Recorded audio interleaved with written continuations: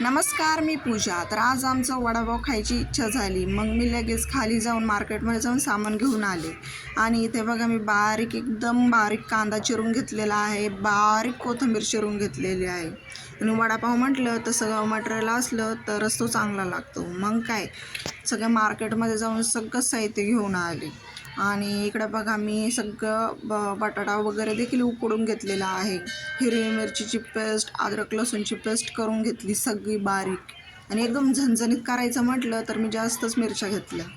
मग काय दिली फोडणी जिरा मोहरीची.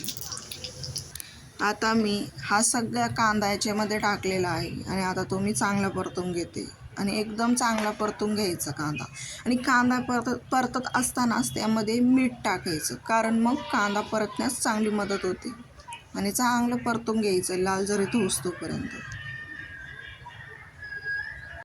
आता उकडलेला बटाटा जो आहे तो मी सगळ्या याच्या कढईमध्ये टाकलेला आहे आणि चांगलं परतून घेतलं. आणि इकडं मी बेसन पीठ, ओवा याचं चांगलं मीठ याचं चांगलं बॅटर तयार करून घेतलेलं आहे. आणि सगळे वडे एका पेपरवर थापून घेतलेले आहेत. तर बघा कसे काय वाटले वडे. वाटले ना छान. बघा कसलं एकदम भारी मस्त आलं का टेस्टी नाही झाले तोंडाला होते. एकदम पाणी. मस्त असला भारी येत होता ना लांबपर्यंतच चलो तर कपास. फिर इसको तलते. आणि इकडं मी तेल देखील तापवायला ठेवलेलं आहे. चांगलं थोडंसं तेल तापून दिलं आणि मग काय सोडले ना वडे. आणि इतकं छान वडापावचा वास होता ना. त्या शेजारच्या काकू लगेच बोलल्या काय बनवत आहे, मग त्यांना देखील वडापाव दिले जाऊन.